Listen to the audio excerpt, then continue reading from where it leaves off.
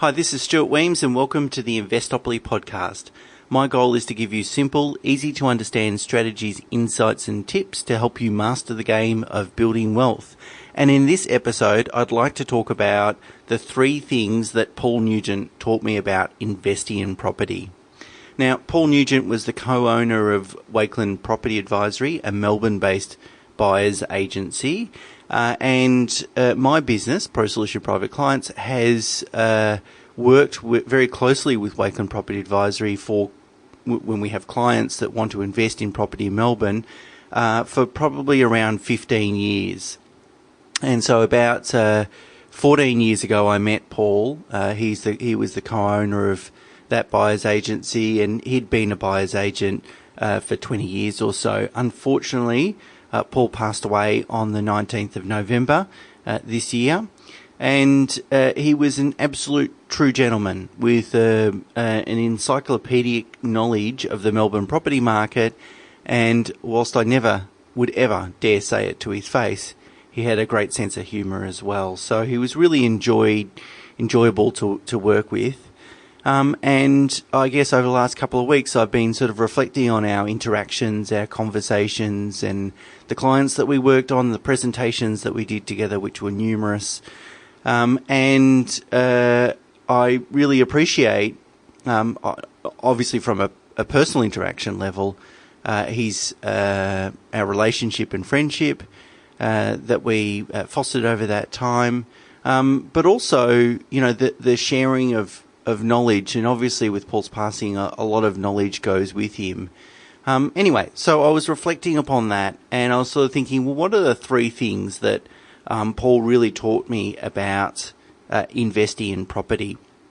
And some of these might be a bit sort of unique, so they're not necessarily sort of generic lessons. And they were sort of unique to Paul, and that's what I'd like to talk about in this week's podcast. So let's jump into it. So Paul's lesson number 1 is that some properties just take time. And I guess it reminds me of Warren Buffett's saying that the stock market is an efficient device that transfers money from the impatient to the patient. And really a key ingredient to a robust, low-risk, high-reward, long-term investment strategy, a key ingredient is time. You really need to let time do its thing.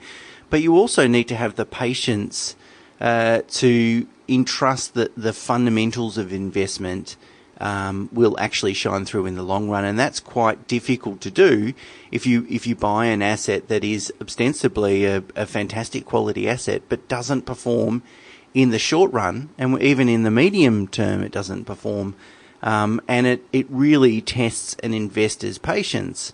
But if you withstand that test, the rewards are definitely there in the long run. I remember speaking to a really very wealthy, very successful business owner and property investor. He's telling me about a commercial property that he owned that he bought 10 or 11 years ago. And he said for the first 9 or 10 years of owning that property, it did nothing. And in the last year, it's doubled in value. So he's got all these returns in the last year. And I think it's a really good story to demonstrate what Paul was teaching here, is that the fundamentals work in the long run, but you really do need to have the patience. And really this is most applicable, I think, to entry-level investment-grade properties.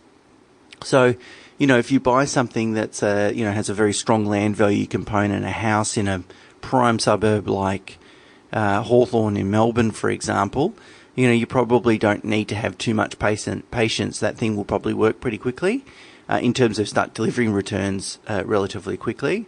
But if you buy an entry-level 1970s apartment in Richmond, for example, it's not very pretty, but still has all the sound fundamentals, it's possible you need to wait 20 years to really see adequate returns over that 20-year period. So the average return over the 20-year period will be okay.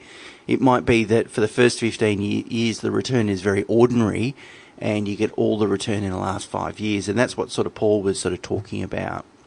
Now, we can't confuse patience with apathy.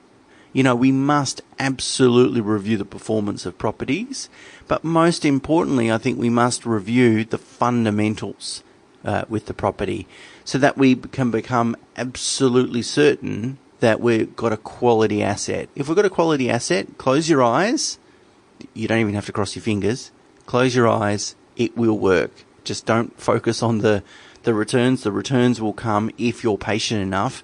And as Warren Buffett says, money will transfer from the impatient to the patient. The impatient people will go and sell that asset or not buy it or whatever, and you will be rewarded for your patience. The next lesson is that you should invest when your circumstances allow it and ignore other indicators, all other indicators.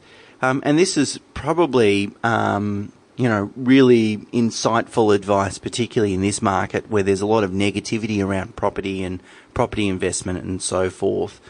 Paul used to say you should invest when your circumstances allow it, not any sooner or later than that. So really he says, run your own race and ignore all the negative media. And certainly, there's been a lot recently, hasn't there, with a small retraction in property prices. In some geographical locations, there've certainly been bigger falls. Negative gearing being abolished by the ALP if and when they win the election next year, which looks more certain than not. And things like credit tightening and so forth. So a lot of negativity. But as Warren Buffett says, and I keep quoting him, but a lot of his quotes are really applicable. Be fearful when people are greedy and be greedy when people are fearful. At the moment, the media is quite fearful in respect to property, and the masses will typically follow that media. So perhaps this is a really good time for you to become, in a way, greedy. But Paul used to say that, look, there's never going to be a perfect time to buy property. In fact, there's always going to be a reason not to do so. And he used to reflect on his own personal circumstances. Every time he's bought property, there were certain uncertainties specific to his financial situation and also in the macro market that would have been arguably good reasons not to do so, not to go ahead and buy property. So he would say, if you're waiting for this magical time for someone to sort of tap you on the shoulder and say, look, now is the perfect time, there's no negativity whatsoever and there's only ever upside, that time is just never going to happen, and you'll procrastinate, you'll stay out of the market, and you'll never enjoy the returns, and the opportunity cost is so significant. So it really comes back to focusing on the things that we can control. We can control to some extent how much money we earn. We certainly can control what we do with that money, so how much we spend and how much we invest. We can certainly control in the assets in which we choose to invest in, and we can control our investment strategy. What we can't control, tax legislation. We can't control markets. We can't control what happens at a political level. We can't control consumer sentiment, and we certainly can't control the media and what they like to talk about. So trying to focusing on those things that we can't control is really not going to help you in your investment journey, and it's probably just going to create more anxiety. And as I said, it's not going to be a help. So Paul's lesson was run your own race, invest when your circumstances allow it, be prudent, be conservative, have a well thought out strategy. But as long as you're doing those things, then just ignore the media and it should work out fine for you. And the third lesson from Paul was that most people truly don't understand how investment grade property works. And it sounds a bit arrogant, I guess, but in my view, I think he's correct. There's a lot of people, and particularly commentators and professionals, that really don't understand property well enough to give quality advice to their clients. And there's a couple of, points I'd like to make here. Firstly, we really need to be careful about the definition of property. So when Paul was talking about property, he was really only talking to investment grade property, which is arguably maybe less than 5% of all the total properties in Australia. Whereas when the media talks about property, they almost refer to it as one big sort of homogenous mass, as if it's one big market. All kind of properties are the same, and we can make sort of generalizations. Obviously, we know when we make gross generalizations, it really waters down the impact of the commentary. I guess talking about the property market at a macroeconomic level, there's relevance in that, but that's not that relevant to making investment decisions, because, we're not looking to invest out the back of Burke. We're looking to invest in a prime blue chip suburb. There's a stark difference between those two. So generalisations aren't going to help us.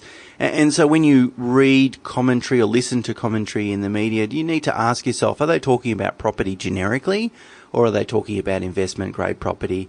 And if it's the former, it's probably not going to be helpful to you as an investor. But putting that aside for a second, Paul's comment was more aimed at people that really were trying to talk about investment grade property. And he would often pick holes in a lot of stuff that a lot of commentators would put out there. And I think, part of it would be that, they didn't have a full understanding. There's going to be another part, maybe the cynic in me, that says that, well, maybe they understood, but it wasn't in their commercial interest to really understand. And what they were espousing was more like what's in their best commercial interest rather than in their clients' or an investor's best interest.